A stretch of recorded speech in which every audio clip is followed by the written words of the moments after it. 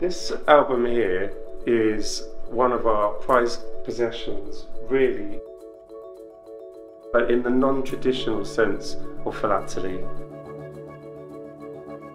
The value is not necessarily with the stamps and the value of the stamps, but with the connection to one of the world's greatest entertainers.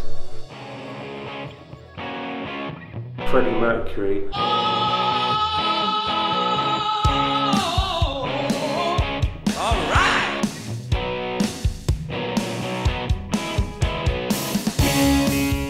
Hi, I'm Stuart Aitken. I'm a curator, or one of the curators at the Postal Museum in London.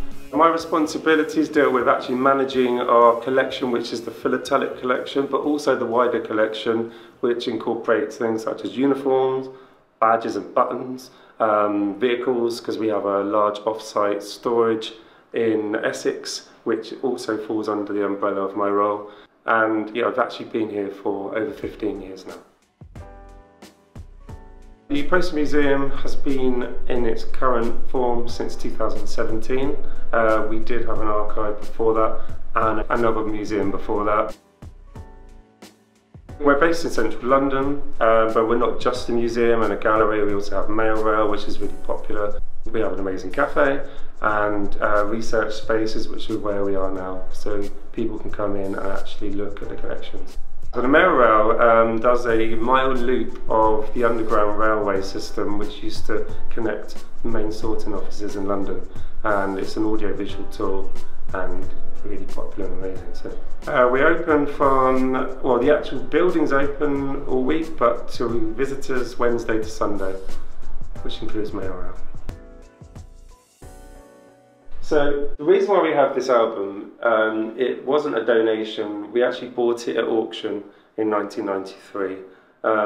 So Freddie Mercury's father sold this following his death. So he died in 1991. The idea was to raise money for the Mercury Phoenix Trust, which was an AIDS charity that his ex-band members set up following his death. So the Postal Museum, or the National Postal Museum as we were then, bought this at auction, obviously it was the ideal place to house it, and we've had it ever since. It's not been on permanent display, but it's something that when the public are aware of it, they're so interested. This is the folder, or the actual album, that Freddie, as a young boy, used to collect his stamps in. Just a normal boy living in Zanzibar, where the family lived. He got his stamps from his father, because his dad actually worked at the British Colonial Office. His dad was also a keen stamp collector. With this collection, we also did buy Freddie's father's collection, which is part of the collection as well. But for obvious reasons, it doesn't get the same level of interest. But it's something that I feel that because his dad was a keen stamp collector, it was a possession that he wanted to keep together with his own.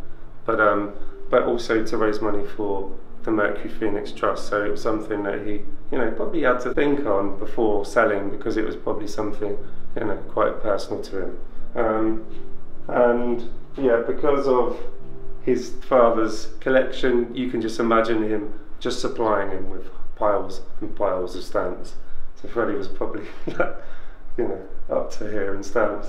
But then went about it in his own unique way, which is really cool. So the reason why we don't have the pages in the album anymore, is because we've actually transferred it, this form here, so it's actually been catalogued, and it's in a much better state now, in also archival quality. Freddie was a young boy. He did what many young boys would have been doing in the 1960s, which is stamp collecting, because it actually was quite a popular hobby. But Freddie wasn't a collector in the traditional sense. I don't think he was necessarily too hung up with the philatelic element of it. He was designing the albums in patterns. He was arranging them on black album pages, which is quite unusual, but he obviously liked the aesthetic of it. And the stamps tend to come from Zanzibar, which is where he lived, but all around the Commonwealth, due to his dad's, profession, working as a clerk. Yeah, you'll see that he did actually arrange them by country generally, so he was putting some thought into the philatelic content. He wasn't just chucking them to make pretty patterns. There's definitely an artistic element to it, which is quite strong throughout.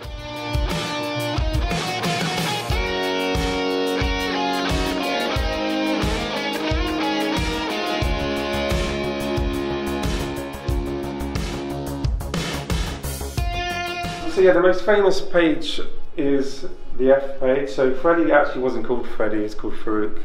And this is the showpiece, I guess, from his collection. And whenever we've displayed it, this is the one that people are more interested in anything, simply because it's got the F and it's got that personal touch to his name. As far as being on display, we did display it alongside John Lennon's childhood stamp collection at Stampex in 2016, which they have in Washington at the Smithsonian. So we had the two albums side by side, which was pretty cool. So a lot of interest in that. The album is also toured Australia, Prague. We took it once to a Freddie convention at a holiday camp where you were made to feel like a rock star, basically, because people were going crazy for it. So yeah, a lot of interest. But generally not by your traditional philatelists. The hardcore stamp guys, not so interested in this, but it has such a wide appeal. Is this one of your favourite items in the museum? Yeah, I think so. I think it's because I've had quite a lot of experience with it, and it's just something slightly different. You know, stamps can be quite serious sometimes, and this takes it away from that. But obviously, I'm also a music fan as well, so the connection to Freddie is great. And my mum loves it because she loves Freddie Mercury.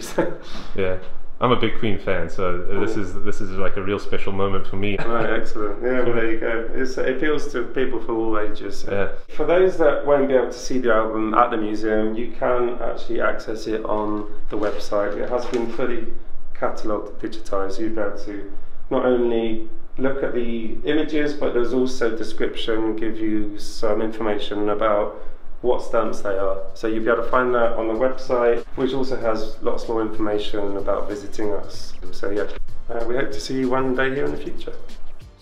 Special thanks to the Postal Museum for their support of the production of this video. Links to postalmuseum.org and additional information are in the video description below, so check them out. Also, this video was made in partnership with the Philatelic Traders Society, the PTS, a society protecting the philatelic trade since 1929, in which its reputation for honesty, integrity, and professionalism spans the globe. More videos to come, so stay tuned. Thank you for watching and happy exploring.